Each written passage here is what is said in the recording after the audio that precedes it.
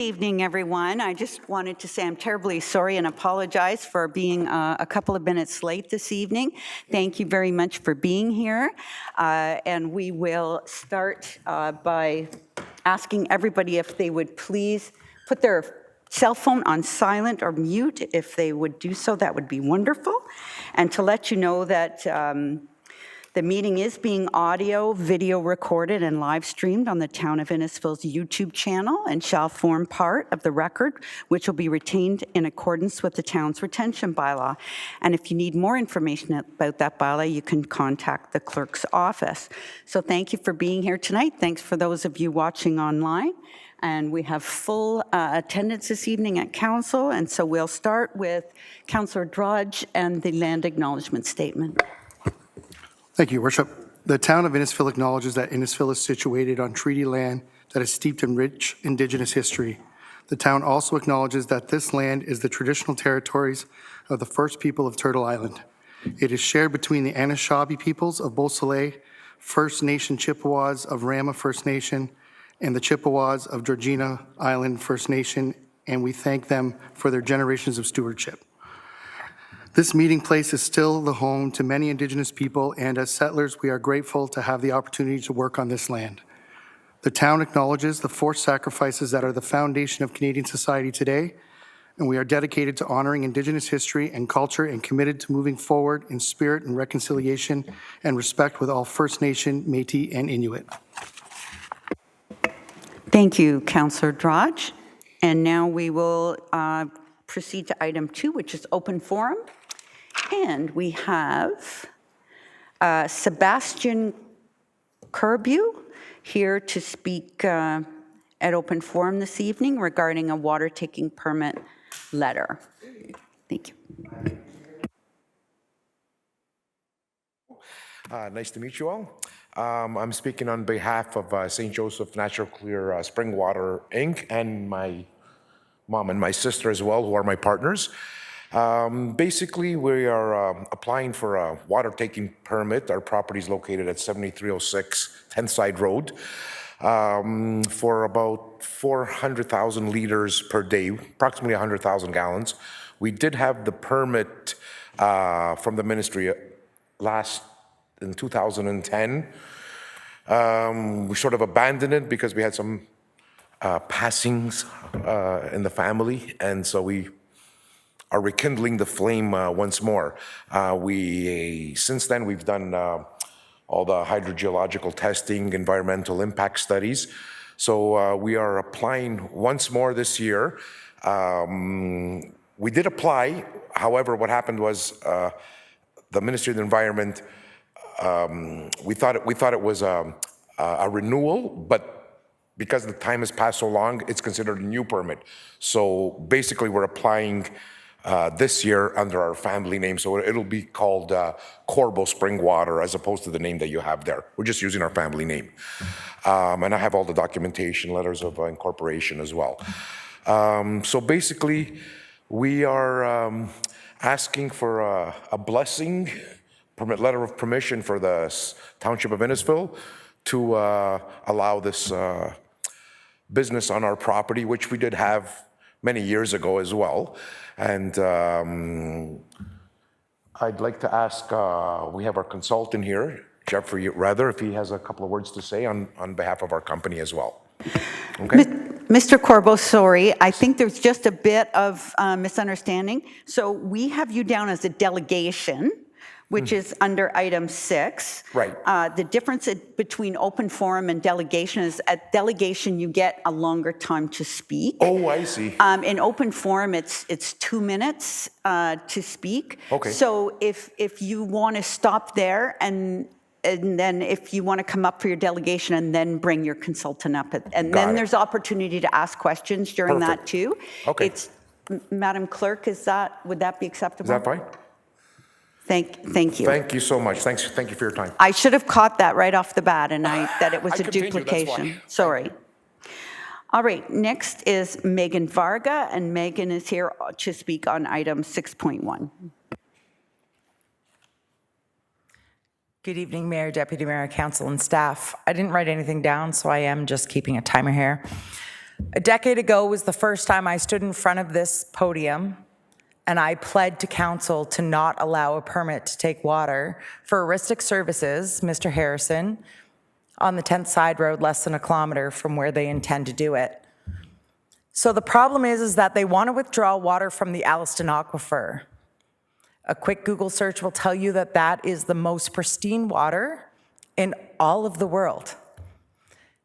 Mr. Danny Beacon walked from dump site 41 all the way to Toronto to emphasize how large this aquifer is, how important it is, and how it is not an infinite source of resource. So really my delegation is to staff, because I fought this for well over 7 years, and the outcome was, thankfully, this council agreed to buy the land, therefore mitigating a need for a permit to take water. That's where our new sports complex is going, and I can't wait for the shovels to get into the ground. However, this is less than a kilometer up the road, and they want to do the same thing. They have a couple sea cans out there and a pump house, and they want to pump water, collect all their millions, and we all are left with wells in the ground that are dry. So, this delegation is more directed to staff, where I must emphasize the need for a duty to consult with the Chippewas of Georgina Island. If anybody needs an email address for Chief Big Canoe, I can provide that. And that was my biggest deterrent that stopped it when I went to the OMB the last time a decade ago, when someone else decided to do this. So I trust that staff will do their due diligence, do what they need to do, and ask the people they need to ask before they just blatantly allow, I know I'm over 2 minutes, to blatantly allow this delegation that says up to this amount unless market demands require more. So it's a blanket approval, which is not acceptable, and I do a thank you for your time. Thank you, Ms. Farga. That's the end of open forum, so we'll now go to the approval of the agenda. And there's no agenda repair required this evening, no supplemental items. So could I please have a mover and a seconder to approve the agenda as printed, please? Councillor Zanella and Councillor Richardson, all those in favor? That is carried. Next is item 4. And item 4 is a disclosure of pecuniary interest. Are there any items of pecuniary interest? Seeing Councillor Saunders. Thank you, Madam Mayor. I just had to say last time in the minutes that I had to declare a pecuniary interest, so I will declare that again for the minutes. That would be for item C1. Thank you. Any other declarations of pecuniary interest? Seeing none, we'll go to item 5, presentations and petitions. We did have one this evening scheduled by the Accessibility Awareness Committee, which is going to be rescheduled for a future meeting. So now we'll go to item 6.1, which is delegations, and that would be St. Joseph Natural Clear Spring Water Incorporated permit to take water. Now we can hear from you. Mr. Corbo. Okay, so basically you've heard some of my comments. Again, we are asking the city of the township of Innisfil for a blessing to start this new business, which we did have in the past and for many years, without any complications, without any problems with the neighboring wells, and we do our pumping tests and we make sure that it doesn't damage any of the water levels with the neighboring. We're in a self-contained aquifer. There are absolutely no ramifications to any neighboring wells whatsoever. We've done our studies and our research. It is a self-replenishing well. We are also willing to help and support the township of Innisfil. Donate water if need be in case of an emergency. We're there for you. We want to increase employment in Innisfil, willing to help our community. That's basically it. You know, we're here. I wanted to continue my dad's dream, and this is why I'm doing this. That's pretty much it. Thank you. And I would like to have Jeffrey say a couple of words. He's our Jeffrey Rather. He's our consultant on the property, and he can elaborate more on what I have to say. Thank you very much. Thank you. Good evening. I'm Jeff Reether. I'm a hydrogeologist with Ian Wilson Associates. The Corbeau family retained me a few months back to assist them in reinstating their permit to take water that they had on this site. The property has 2 wells that are 92 feet deep. They're both capable of a yield, at least based on testing done in the 1990s, of 140 gallons per minute. The permit to take water that was obtained from the Ministry of the Environment back in the late 90s was active to 2010, after which time I understand due to family issues it lapsed. The family would like to reinstate the permit. Unfortunately, the Ministry of the Environment in the Ontario Water Resources Act has implemented a new rule. It came in 2020. Any water taking permit intended for bottled water purposes, and this permit may allow some use for bottled water, so it has to be included. It requires the consent of the municipality in which it's located, consent for the family to apply to the Ministry of the Environment for a permit to take water. So this is what they're looking for, is simply a consent letter that states that the municipality agrees that they can apply for a permit. The Ministry of the Environment will then carry on with its scientific review of the available information. There will be a public consultation. There will be Indigenous consultation. It's the standard process, and there's lots of opportunity for input. So at this stage, we're simply looking for support from the municipality. In terms of scientific risk, the pumping tests that were done in the 1990s, I didn't do them. It was another company. That company is now retired. The information gathered at the time states that this is a very low-risk application. It's a fairly isolated location. The nearest off-site wells are about a half a kilometer away. Pumping tests were done. Water level monitoring was done. No impacts were measured to the neighboring wells. Since then, the Ministry of the Environment required that on-site monitoring be implemented with automatic data loggers, so continuous logging of water levels, not only in the aquifer that they're withdrawing from, but also the shallow aquifer. The ministry is concerned about shallow wetland impacts as well. So all of the monitoring stations are in place. There's been no request to reduce the monitoring. They plan to re-implement the monitoring that was required on the last permit in 2010. So automated continuous water level recording. I'm involved with several similar type water takings in the province, and the purpose behind the monitoring is to emphasize that these are a sustainable taking. Recharge to the aquifer has to be sufficient to replenish the water that's in the ground. If the ministry or myself, I have a duty to identify if there's a negative impact. We have to notify the Ministry of the Environment. We will likely have to notify the town. That's what we're trying to avoid with a proper monitoring program, and we plan to continue with that. So that's all I have to say for now. It's basically we're looking for a simple letter from the town to support the permit application and the application to move forward. Thank you. Questions from members of council? Councillor Waters. Thank you, Your Worship. A question on the length of the permit. How long do these permits last for? The Ministry of the Environment will make a judgment call. It's up to 10 years. It depends on their level of comfort. If they're concerned with possible impacts to wetlands, to surface water, to neighboring wells, they will issue a 2-year permit. They will also issue a 5-year permit in some cases. So if it's an extremely low-risk situation, or there's been long-term monitoring that has demonstrated that it's a good water taking that's sustainable, they'll give the 10-year permit. However, it's up to the ministry. They will review whatever consultation comments they come back. They'll conduct their technical review. It will be anywhere from 2 years to 10 years. Just a quick follow-up. And the business plan that you put forward, would the business plan still be viable on a 2-year permit? You have to ask them. Okay. Yes. Thank you. Deputy Mayor Fowler. Thank you, Worship.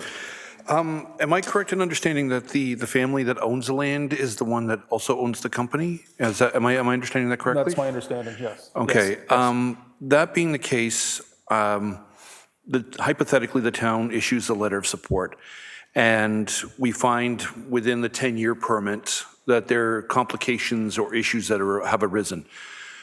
At that point in time, what happened? What the town has now passed off the responsibility and accountability to the province. So if we say we get a mysterious donor that wants to build the new rec center right on the property further south that the town has purchased, and we find that the draining of the aquifer is affecting the operations, what does the town have as options at that point? Because we've agreed to the fact that, you know, you're able to take water off your own land, that the provincial government's allowed. But after that point, if there's an issue that arises, where does that leave us? Do we address it with you? Do we address it with the province? Are we able to pull the permit? I'm just looking at an absolute worst case scenario. So a permit to take water is not a permanent license. The letter we're looking for from the town is simply stating you agree that the Corbeau family can move forward and apply for a permit and enter the process. Basically, that's step one. The ministry will still go through the technical analysis. They will still go through the consultation analysis. If the ministry chooses to issue the permit, which they most likely will, the technical data is strong. The permit is not permanent. Right in the wording of the permit, it states that the ministry, for any reason, can withdraw the permit.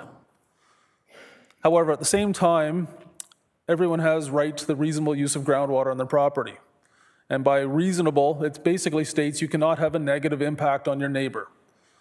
So the monitoring program must prove that the Corbeau family is not taking water at a rate that would make what you're proposing impossible. They cannot do that.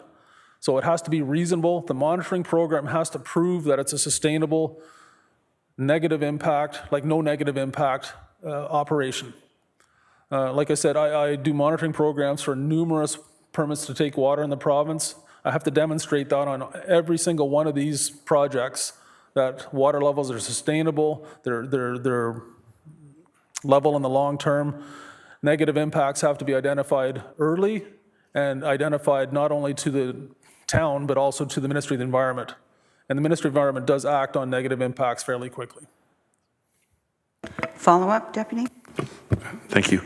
So just to be clear, you're stating that the reports, if there's any potential impacts that would be happening to any neighboring properties, would be provided to the town as well as the provincial government, or would it be provided solely to the provincial government? The wordings of permits have improved in the last few years. I'm not going to say that the ministry is perfect. Typically, the town is included in notification lists. If the town has that concern in the letter, either the letter that you provide or in future, the town can still issue comment to the permit to take water review process and simply require the notification that the town is included as a permit condition. Okay, perfect. Thank you. Councillor Saunders. Thank you, Madam Mayor. It says in your report right now, taking a daily total of 400,000 liters.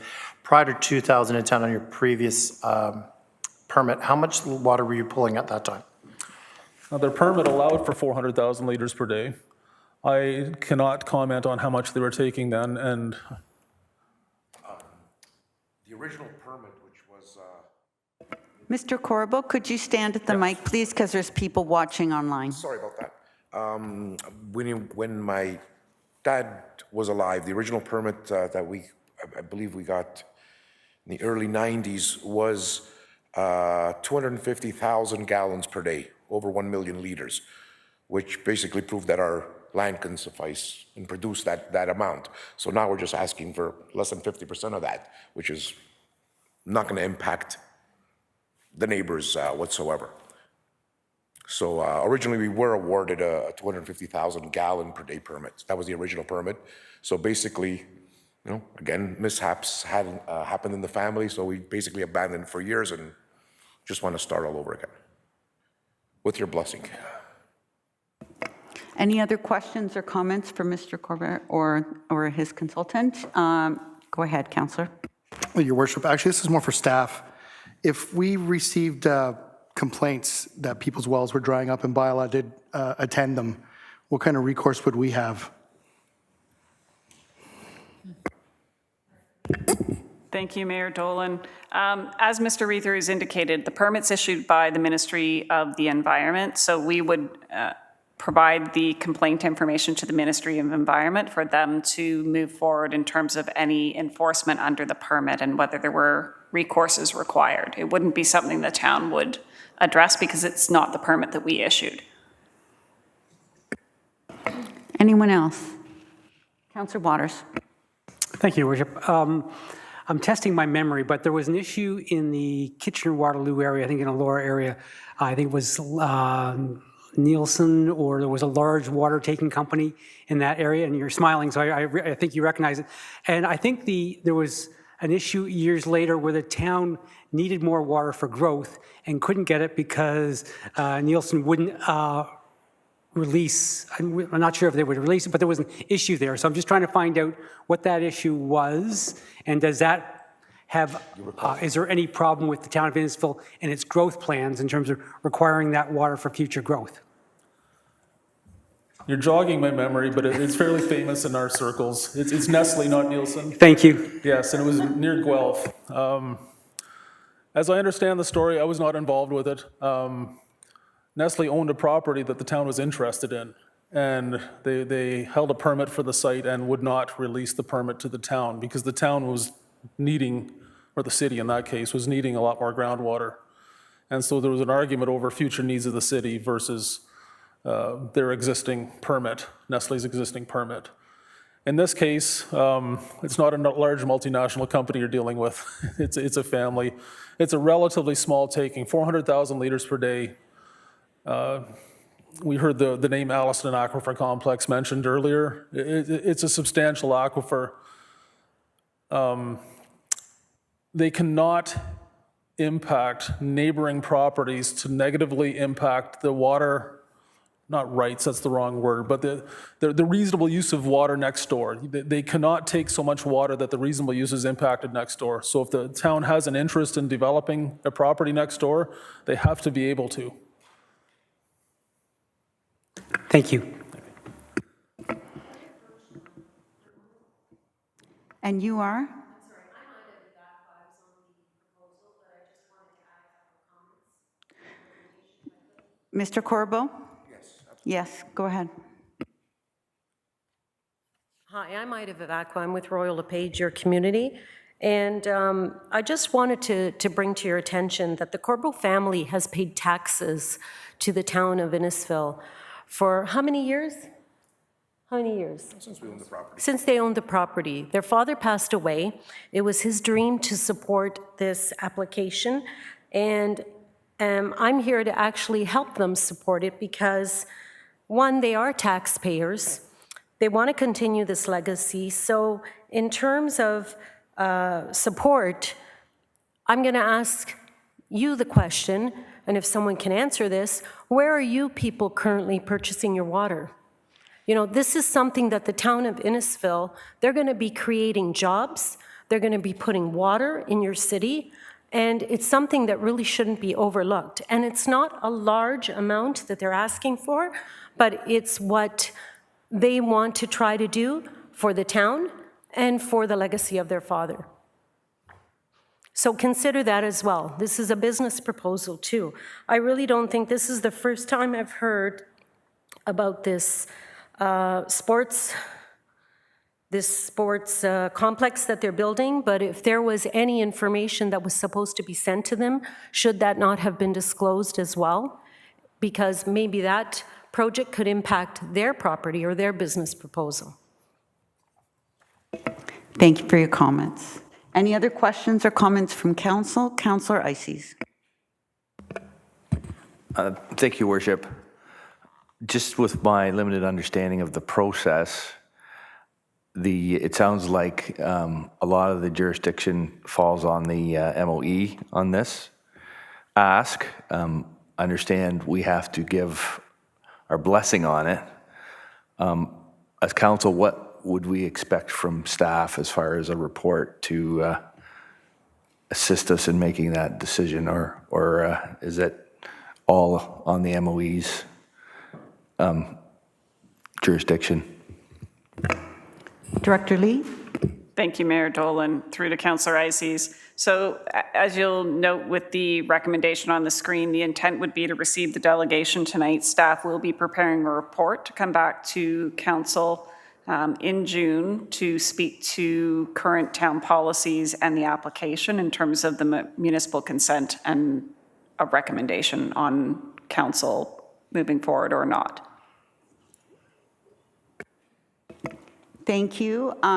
So Director Lee, then, and I'll ask members of council, so I might be looking for a friendly amendment to the recommendation, or at least change the recommendation before we have a mover and a seconder, because as I read this, it says it's referred back to staff for action, which could in my mind mean that staff could send the letter in support. So and maybe they can't, maybe it needs a council resolution. It does? Okay, so then it's fine, because it has to come back to this council for a vote before it can be sent to MECP. Is that correct? Mayor Dolan, that's correct. So that would be the intent of staff bringing forward the report to get the council resolution. Great. I just wanted to make it clear in the recommendation that it will be council's decision. The recommendation will come from staff, and council will decide whether or not to support staff's recommendation at a future date. Councillor Waters. Could we also ask that we're dealing with the proper name? Because I've heard two names. I heard St. Joseph's Natural Spring Water, and so which company is it that we're talking about? So I'd like some clarification on that as well. Thank you. We've changed our business name, still same property, still same owners, to our family name. It's called Corbo Spring Water Inc., and I have a certificate of incorporation. So Corbo, C-O-R-B-O, Spring Water Inc. I don't know if you require the paperwork, but I have it with me right now, the hard copy. No, I just thought if we're sending off, if they recommend that we send a letter off, that it should be to the right company, about the right company. To Corbo Spring Water Inc., yes. Thank you. Thank you so much. Any other questions or comments from members of council? Seeing none, could I have a mover and a seconder, please, for the recommendation that is on the screen in front of you? Moved by Deputy Mayor Fowler, seconded by Councillor Zanella. All those in favor? That is carried. Thank you so much. Next is item number 7, which is any county council or municipal associations, conservation authorities, or any committees that you have been tasked to represent on behalf of the town of Innisfil. Councillor Constantine.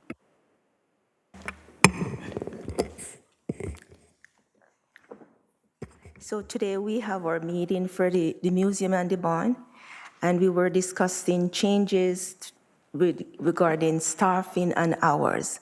And I just want to say this is a local museum, and those of you that are interested in history, it's a good place to take your family and visit. It's at 250 Fletcher's Crescent in Alliston, and that's all. Thank you, Councillor. Councillor Richardson. We had our library board meeting, last night actually, and we had a presentation by Amy and Megan who do the programming.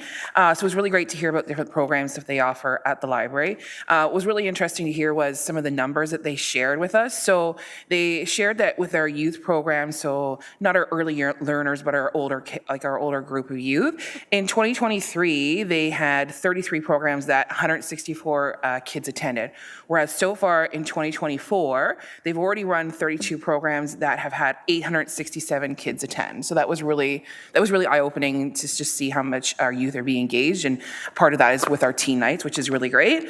And the other one was our seniors. So in 2019, they actually only offered 2 programs that were geared to the seniors, whereas in 2023, it was 112 programs that they have run so far, or they ran in 2023, and for 2024 will be just as many, if not more. And then we also learned about their early literacy program, their Every Child Ready to Read program, and so that was really interesting to hear about that as well. That's it. Thank you, Councillor Richardson. Deputy Mayor. Thank you, Your Worship. It was actually pretty busy at the county last week. One of the hot topics that came up was the soft launch of a program to increase organic capture in the county. Starting November 1st, they're starting with a program that was hotly debated. So where if you put your garbage out, you have to put your organics with it, otherwise it may not be collected. There was some debate over the fact that you can apply for an exemption and what exactly falls under that, who can get it, who can't, if it's proper, are you punishing the people that are asking for an exemption or otherwise? So it's going to be coming back to county, but it is something that is we should all pay attention to, because come November, once we start putting out our garbage, if it does go through accordingly and you don't put your compost beside it, even if it's one small bag, you could not end up getting your garbage. I don't think anybody in the middle of summer wants extra bags of garbage outside their house. After that, we had our Economic Development Committee meeting. We celebrated Rise Day, the county. It celebrates the rise of women in trades, which I think is incredible. They also did manufacturing tours. They talked about manufacturing tours, getting the youth into understanding what goes into the manufacturing industry, whether it be a trades or a floor worker, making people aware. There's also the RED, our Rural Economic Development. I was actually very surprised to learn that in County of Simcoe, we have aerospace tech companies and defense contracts with the military. So this is something that I dove into. It was actually really cool when you learn that a little portion of us are a little more high tech than others. We're supporting agritourism is a big thing now, and one of the things they want to do is highlight craft breweries. So if you want to travel around the county, you can go to different places and check out the local craft breweries and what they have to offer, and I think it's kind of cool. So it's a way to get out and see the county and enjoy a good afternoon, have a good picnic with the family, and have a beer with it. Thank you. Thank you. Anyone else have any committees that they... Seeing none, I'll just add a little bit of context to what the Deputy Mayor was saying around the conversation about county and garbage, is the realization that 40% of what it goes in county counts in all of Simcoe County's garbage actually belongs in the organics bin, 40%. Since we're getting near the end of life of all of our landfill sites in the county, and because it's detrimental to the environment to have the methane gas by not processing the organics properly, but having them buried in a landfill. For those reasons, they're looking at trying to incent people to put more in their compost bins. That would mean your compost bin would have to go out every other week, because like tonight, I have to put out my recycling bin, so I wouldn't have to put out my compost. But next week, when I put out my garbage bin, my compost bin would need to be beside it. I've heard from a few people telling me that they are avid composters in their backyard. And I commend that and encourage people to continue that when they do.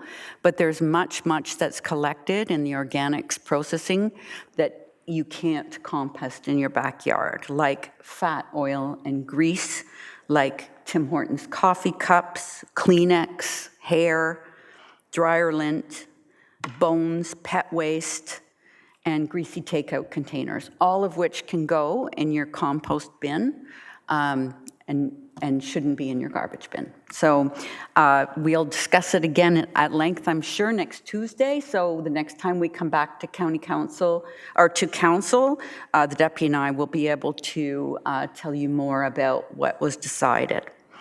I also attended on May 9th an in-services board meeting. We received our audited financial statements. We received a clean audit for 2023.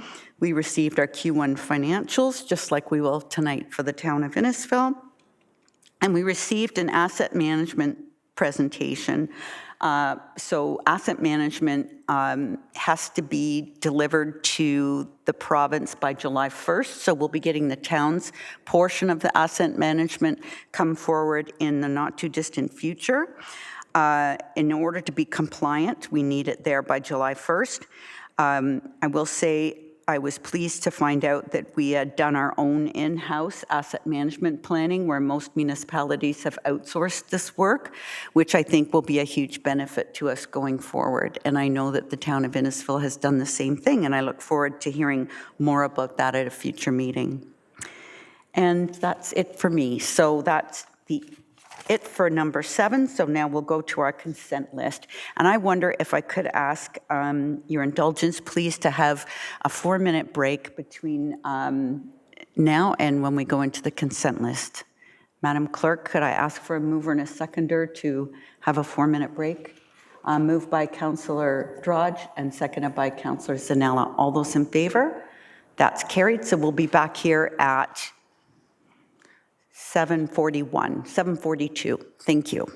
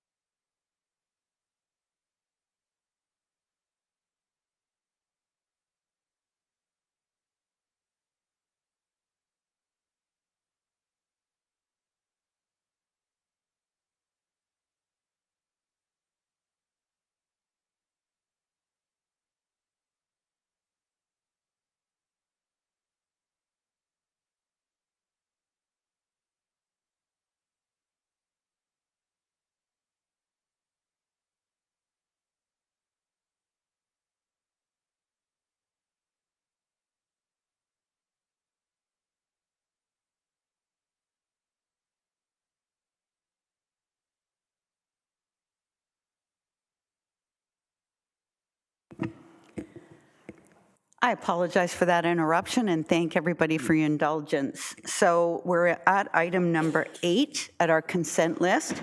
And so for those of you who haven't watched before, we'll go through all of the staff reports. All of them have a staff recommendation attached to them. If council is happy with the staff recommendation, we will move to approve them all at the end of the meeting. If any members of council have questions on any items, wish to pull an item and change a recommendation, please let it be known and we'll pull those refer those to committee of the whole for further debate.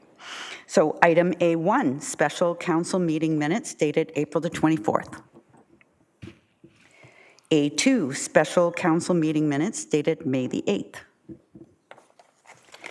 A3, county meeting minutes dated May the 8th. B1, a summary report of the Special Innisfil Heritage Advisory Committee. B2, the summary report of the Electrical Engagement Advisory Committee meeting. And I see we have the chair in the audience with us tonight. Welcome. B3, the Traffic Safety Advisory Committee meeting. May the 7th. B4, the Innisfil Heritage Advisory Committee meeting on May the 9th. Councillor Drudge? Just for some clarification, B3 was Innisfil Heritage Advisory Committee? B3 was the Traffic Safety Advisory Committee. No. B4. On the screen, it says B3. Okay, I think this, maybe the screen and my notes are mixed up. My apologies. Yeah, there's no B4 on.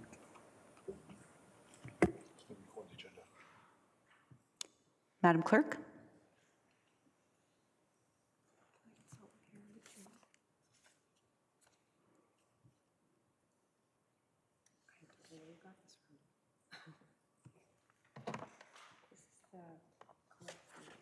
Can I use yours? Thank you. Both May 22nd. Okay. Yes, go ahead, Councillor Could we start back? Because I believe there was a miscue on the one of the A3, I think it was different also. So just can we start from A3, if that's okay? Thank you.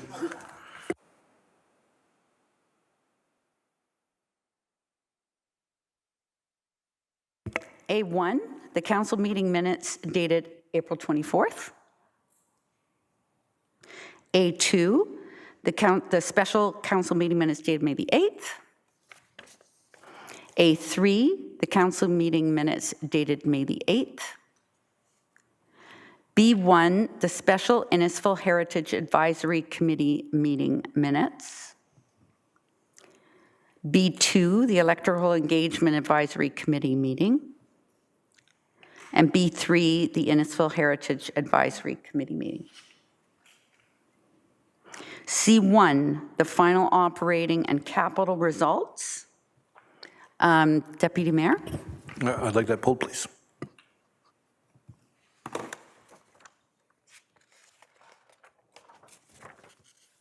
C2, the Q1 operating and capital financial update.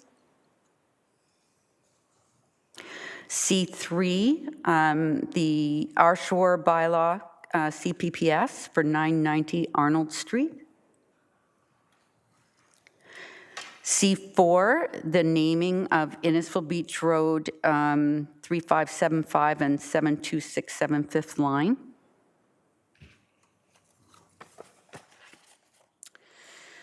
D1, the Municipal Law Activity Report, Q1 2024.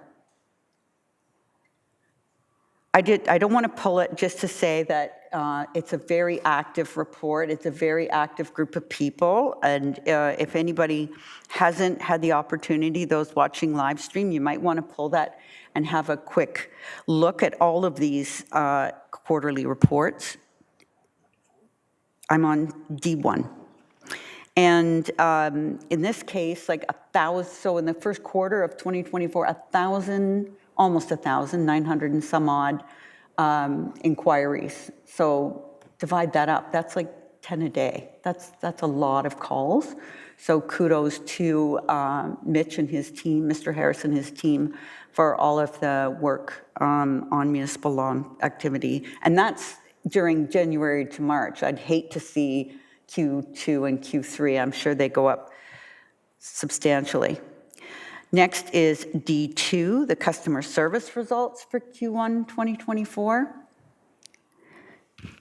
Again, same comments to Ms. Beagle and her team. Excellent work, and it really is good to have it quantified and categorized this way so we can see.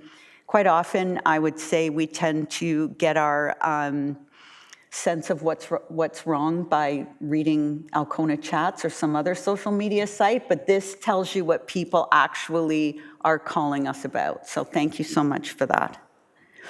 D3, the building permit issued for Q1 2024, and that update. Councillor Waters. Just a quick question. So it does show that we're growing, we're still growing. I wouldn't mind knowing a percentage of how close we are to our Ontario commitment. in terms of the housing starts that we're supposed to be committed for. So last year, we got an extra $1 million from the province because we met our commitment towards getting houses started. So I was just wondering in that report, could we add something in terms of where we are on that scale, in terms of how close we are to meeting that target? I'll go to Director Lee, but first I'll say it was over 2 million, Councillor Waters. Yes. Director Lee. Thank you, Mayor Dolan. I'll actually have to look at the provincial tracking site to clarify, because the numbers that are identified in terms of permits issued are not actual starts, and that's what they actually track. So I know we're on track. We have not obviously met our requirement yet for this year, but I can certainly look that up and advise council. Thank you very much. Thank you. Yeah, and I always find the any Q1 reports, whether they're financials or updates, are never really a good sign of where we're going. It takes at least Q2 to get there, but looking forward to that. D4, the Building Safe Communities Project update. Councillor Fowler, or Deputy Mayor Fowler. Thank you, Worship. Not going to pull it, but I just want to give a huge shout out to the staff that are organizing this. I have a 12-year-old at home, and so I've been dragged to every teen night possible where, well, aside from the ones at the library that he bikes to, where I'm stuck either in the hallway of the YMCA because, you know, it's not cool when girls are around and your dad's there, so, or the parking lot outside the Morgan Russell Arena. They had the March Break cooking program. I signed him up for numerous days of that. That was actually very incredible. He loves cooking, and it was done in a safe, controlled environment, and it was a blast. He had a lot of fun. On a little stronger note, they had a gang awareness training night where they spoke, like, if you think that it doesn't occur in our growing town, it does. They explained what to look for, parents, what to be prepared for should the case may be. You know, just, it's an information session that dove down in the nuts and bolts of it all. So, I mean, on every front, with the Youth Connects Ice Skate, with the other events, with the local library, you know, the Innisfil Idea Lab and Library, It Starts and whatnot, like they're always, they're providing more for our youth. They're giving them a safe space. They're giving them so much to do, and it's a positive environment. So I kudos. I couldn't be happier with what they've accomplished so far, and I look forward to seeing what else they've got. Thank you, Deputy Mayor. And just for clarification, even if your son wanted you in there, you wouldn't be allowed. The teen nights, they do not allow adults in there. So get used to the parking lot. Next is item E, which is bylaws. We have none. And item F1, which is a very lengthy recommendation. But I don't want to pull it either, but I do just want to comment on this. Kudos to AMCTO, the Clerks and Treasurers Association, for putting all this hard work together. I know this has been an issue for quite a few years. We had not too long ago, I think it might have been the last term of council, a delegation from the clerk from Clearview Township who came forward to tell us about issues with MFIPA that they had encountered in their township. So looking for favorable results, and anything that hasn't been reviewed in 30 years is obviously no longer current. So looking forward to finding a better way, a more streamlined way, and to make sure that accountability and transparency and responsiveness are at the forefront. Any other comments on that item? Seeing none. We'll go to item G1, all the Gs actually. So first is the Police Services Board meeting minutes from February and March. The County Council highlights from April 30th. A proclamation regarding National Indigenous History Month in June. A proclamation regarding National Deafblind Awareness Month, which is also in June. I think there'll be a photo up at the library for the tactile knitting bombing sometime.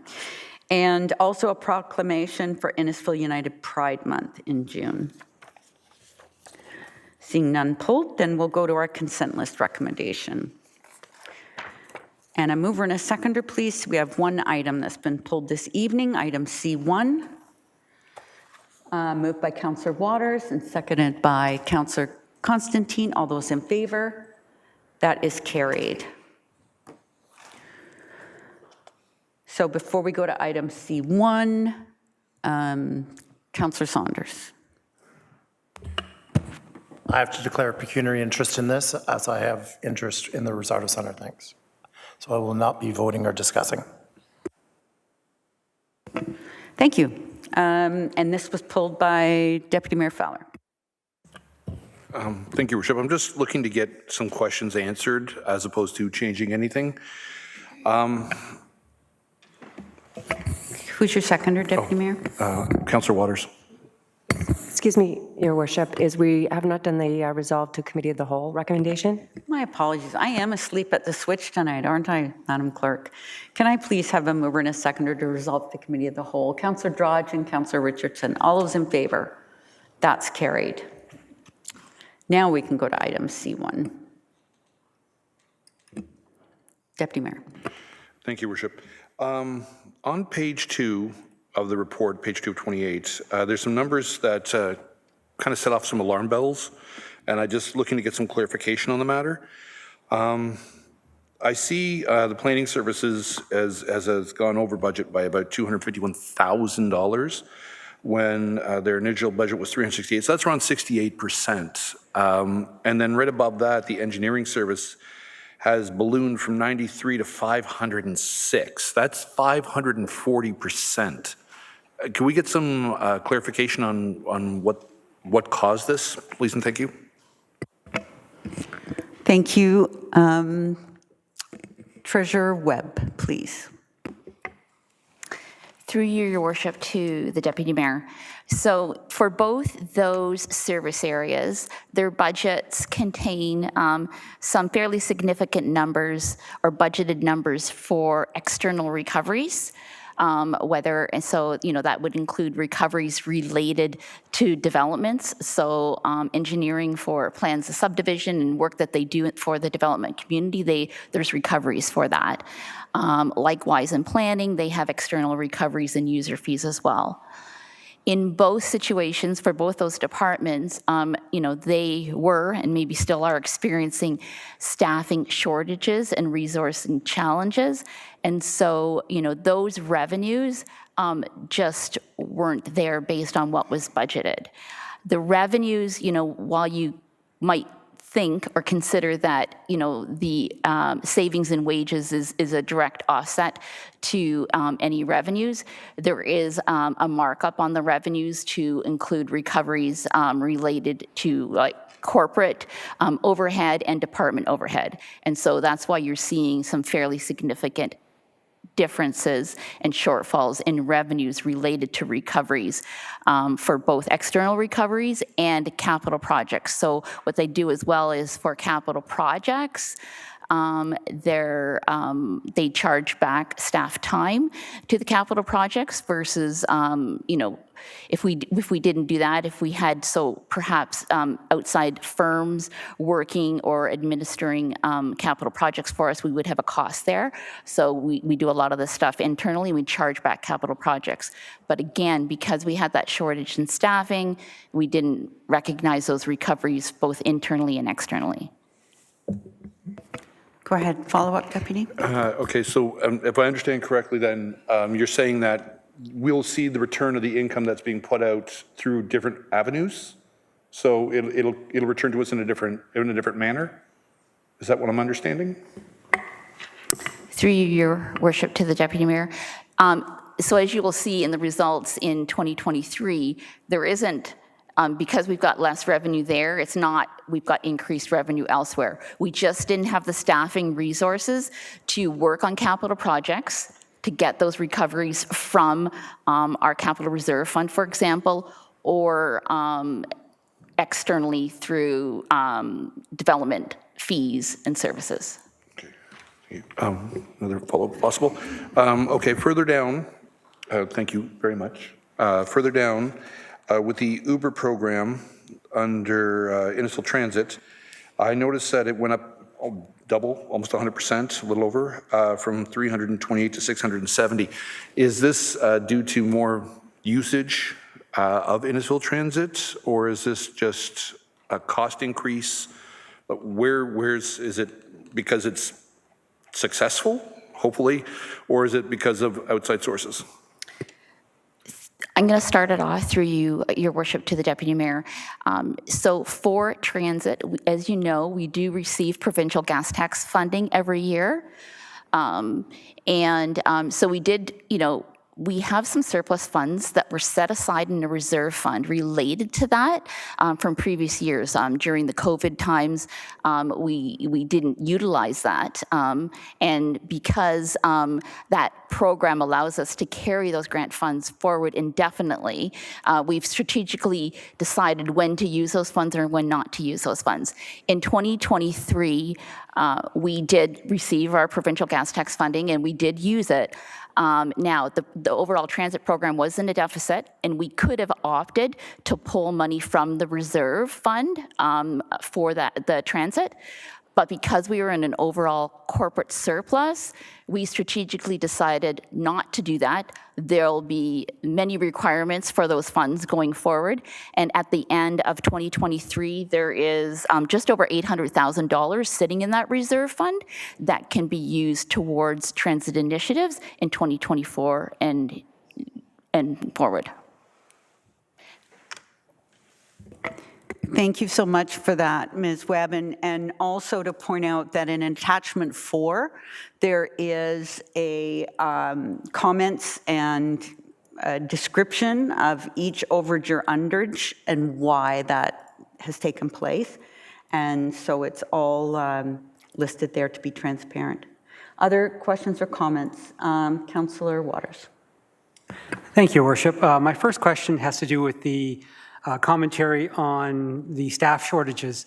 So my question is, kind of really illustrates, why it's important to get our staff onboarded quickly, because our revenues, or revenues that we're missing out on. So my question is, have we resolved that issue, and are we on target this year? So I think that Councillor Waters was looking at Director Bowman only because of the issues that we've been having with getting parks cut, but I could be wrong. Is that where your question was directed? That was who was most appropriately, wherever those staff shortages were, because it was capital money that was being spent that were staffing. So I wasn't looking at any one person. It was whoever was brave enough to put their hand up.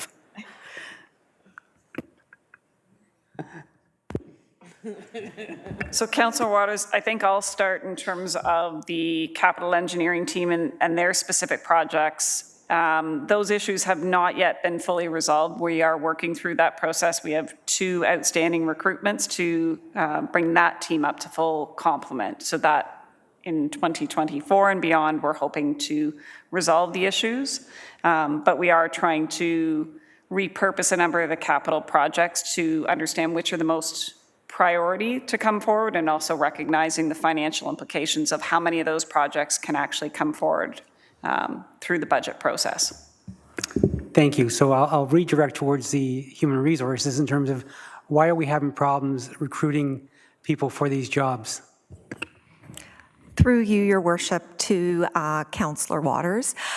These positions in question, specifically engineering and planning, they are highly, highly sought after, and it's an extremely competitive market. We are quite aggressive in our recruitment strategies to gather the highest quality candidate pool, and while we are successful in doing that, there are a number of individuals who are receiving multiple offers from various organizations with different cultures, compensation packages, work models, etc. So we do unfortunately often lose out to a better fit for a candidate and another organization. However, that does not deter us.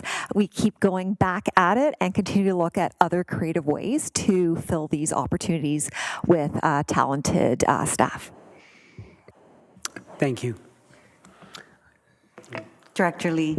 Mayor Dolan, if I can just supplement what Francesca has identified, that's not a municipal issue specifically. It's also an issue from whether it's private or public sector. So those positions are competitive in both consulting firms as well as municipalities. And we also have that struggle on projects in terms of getting consultants to bid on our projects because they're having the same challenges getting staff. So it's not just an Innisfil or a municipal issue, it is in those sectors specifically. Thank you. Another question? Go ahead, Councillor. And Deputy Mayor's already asked a couple of questions I was interested in. Sometimes I read these things and little things catch my eye. And so now, Director Bowman's now in my eye. So page 9 of 29 and page 25 of 29, there's a small item, tree hazards, assessment and remediation, where we had a budget of $257,000 and doesn't look like a single penny was spent. And then on 9 of 25 of 29, it says bylaw was over budget, and one of the reasons was because of tree removal contracts. So that was one of the reasons for being over budget. So my question is, how is it in one area we're not spending money? And as Director Bowman knows that hazardous trees are a pet peeve of mine, specifically since there are lots of them in Innisfil Beach Park, which I am terrified somebody's going to get hurt because it becomes a liability issue, and then it becomes somebody else's issue later on. So just looking for some explanation. Thank you. Director Bowman, I'm not sure you're going to have the information about bylaw, but go ahead and answer how you can. Perfect. Thank you, Your Worship, and through you to Councillor Waters. I'm actually very excited to tell you about some of the progress we're making on our arboriculture portfolio. So you are right, there was no movement in that capital project as we did kind of explore how to bring on the talent we needed to do those types of assessments. We have since onboarded a new and highly talented staff member, and he has been hard at work, and you may have noticed the 81 new trees that we have planted on campus in the past few weeks. So to kick things off, he's also been developing a new canopy strategy for the town that we'll be bringing to council at some point. He has been looking at 16 replacement trees along boulevards and 40 new trees around Stroud Arena and Stormwater Pond.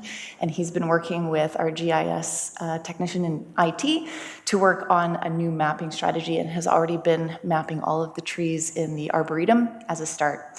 So we're making some excellent progress on our ability to catalog, create some policy, and manage the trees that we have on our property so far. So you'll definitely see movement on that project as that's where the funding is coming from. Thank you very much. Other questions on our surplus from 2023? I had one question, one comment. So my question is about the $700,000 to be go to the where was it going again? It was going to unbudgeted impacts in 2024. So could I ask Ms. Webb, how will that be shown in the 2024 budget? Will that simply be as an increase of the 2024 budget by $700,000, or how will we account for that money when we're looking at the 2024 report this time next year? Yes, Mayor Dolan. So when we carry forward the $700,000, it does not change our 2024 approved budget. So it's we carry these surplus funds forward. You'll see them in the actual results. So you'll see a number in there of $700,000. And like really what happens is the whole surplus does get carried forward, but a portion of it, $227,000 of it will be transferred to the tax rate stabilization reserve, $45,000 will go to the election reserve, $122,000 is going to be earmarked for the Rizzardo, and then $700,000 will basically sit at a corporate level. And as we work through 2024, should we should situations arise in which we feel that we'll need to utilize that money, then we have that money available to use. And carrying forward this amount from 2023 into 2024 is in keeping with our multi-year budget policy. Through that policy, we're allowed to carry forward up to 3% of the operating budget, the lesser of the surplus, or 3% of the operating budget from the year before into the following year.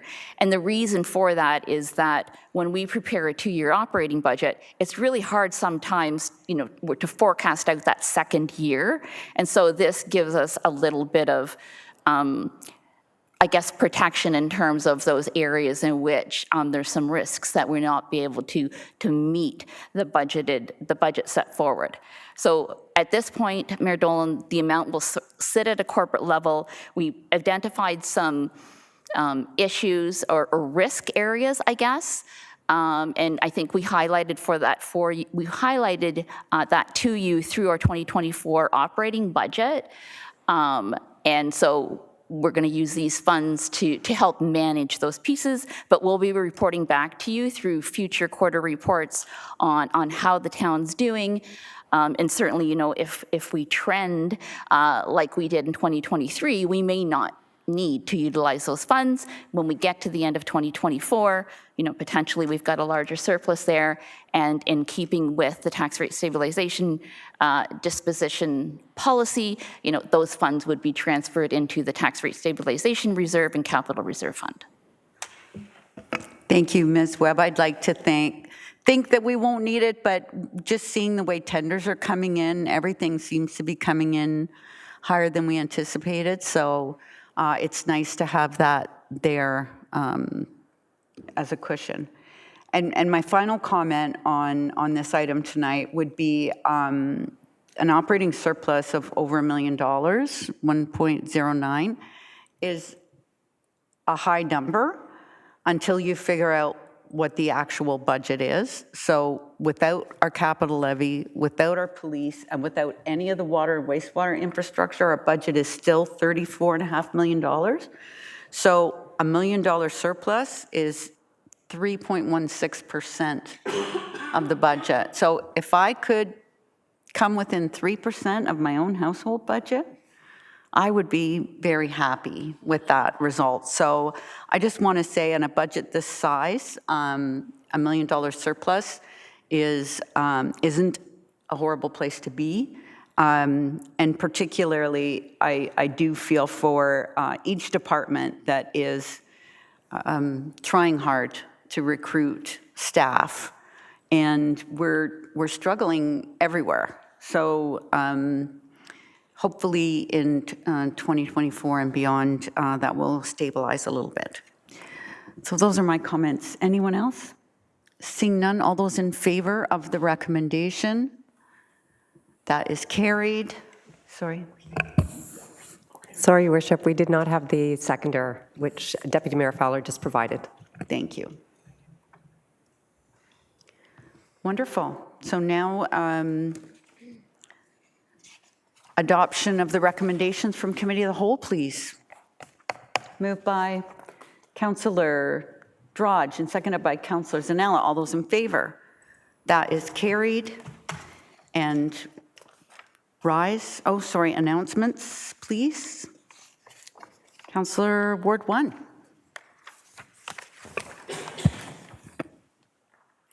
Thank you, Worship. The calendar is moving on as we get into spring, and with that, we have Georgian Downs opening for the season on June 2nd for a season of live horse racing. On June 1st, there's the Holly Fest with the Innisfil Indian Association from 1 to 4 p.m. at the Stroud Arena. May 27th, the Innisfil Blood donation is at the YMCA between 3:30 and 7:30. And June 6th, we have our award-winning farmers market opening, so we look forward to that. Thank you, Councillor. Councillor Zanella, Councillor Constantine. Thank you. So on Saturday, May 25th, there will be a euchre tournament at the Leafroy Arena. It's $20, and it's in support of the Leafroy Icebreakers. And also on Saturday, there will be the Innisfil Garden Club. your annual bake and flower sale. It's at the line, it's at 20 Side Road and Shore Acres, and it starts from 8 o'clock till 12. So usually the bake sale go fast, so they're asking you to come early. And also on Sunday, there'll be a dart at the Legion. That's from 12:30 to 3, and it's free, only support, they're asking for support for the food bank. And then the last will be in September. So, right, Jan? The last, Teen Dots will be in September. Okay. Thank you so much. Councillor Richardson. Happening this weekend at Moon Cafe is a spring outdoor market. Also happening at our Innisfil Idea Lab and Library. Every Saturday from 1 till 2, they have English Conversation Circle. This Thursday, tomorrow, from 10 till 2, Service Canada will be there. They'll help you with social insurance, employment issues, pension plan, all that sort of jazz. And then a huge congratulations to Nantire Concert Band. Both the junior and senior represented Innisfil last week on Wednesday and Thursday in Toronto, and both received gold. And they are now the bands to beat. The rest of all the other bands are like, oh, here comes Nantire. Like Innisfil is becoming a name, like putting their name on the map when it comes to the concert band. So congratulations to them. Thank you so much. I'm going to make sure I send Mr. Vasa a letter from the mayor's office. Councillor Waters. Thank you, Your Worship. In Ward 4, May 24th, Euchre Night at Lions Hall, a fundraiser for the Nantire Band, begins at 7:30.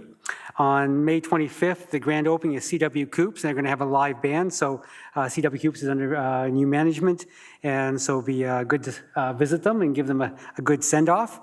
And June 1st is a car wash at Lions Hall, a fundraiser for RVH, and that's between 9 and 12. Thank you. Thank you. Councillor Zanella. Thank you. Just a reminder that June 6th is the neighborhood nights for Ward 6, or for Ward 5, and that's at Leonard's Beach. Thank you.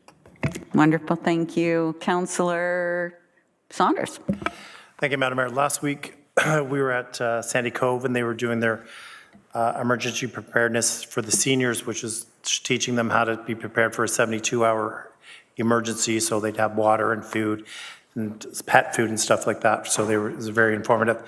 And then MPP Kajan presented the town, and it's actually going to our fire department.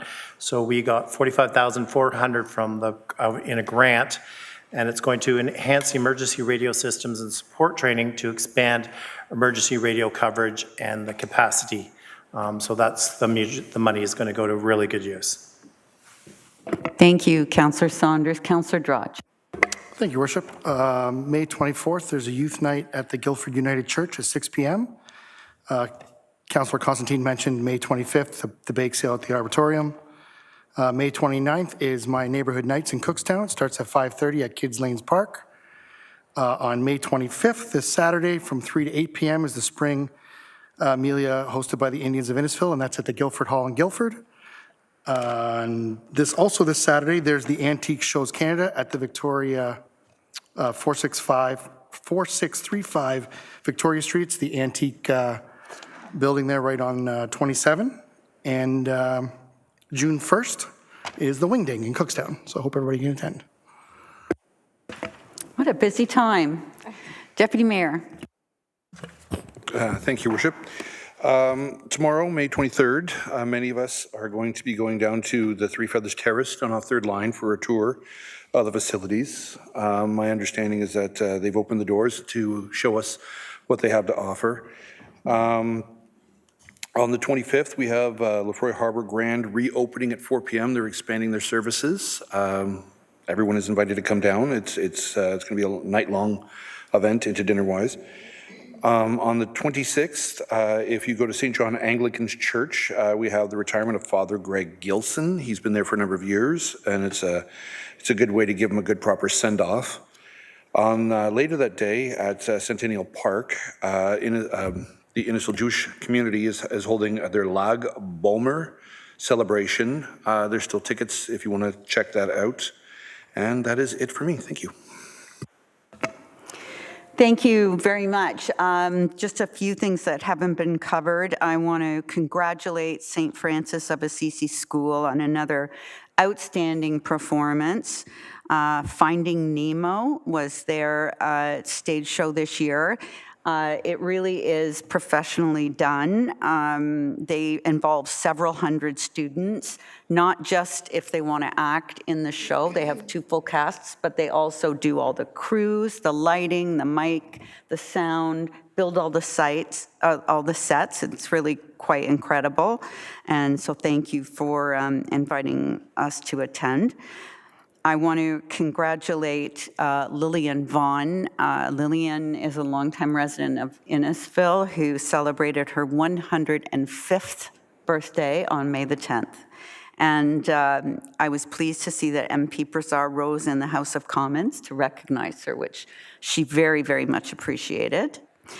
I want to congratulate another really well done, successful pitch-in day, which was really well attended. So thank you everyone for making our streets cleaner. And thank you to South Simcoe Police for Police Week and having all of the activities for our children to enjoy.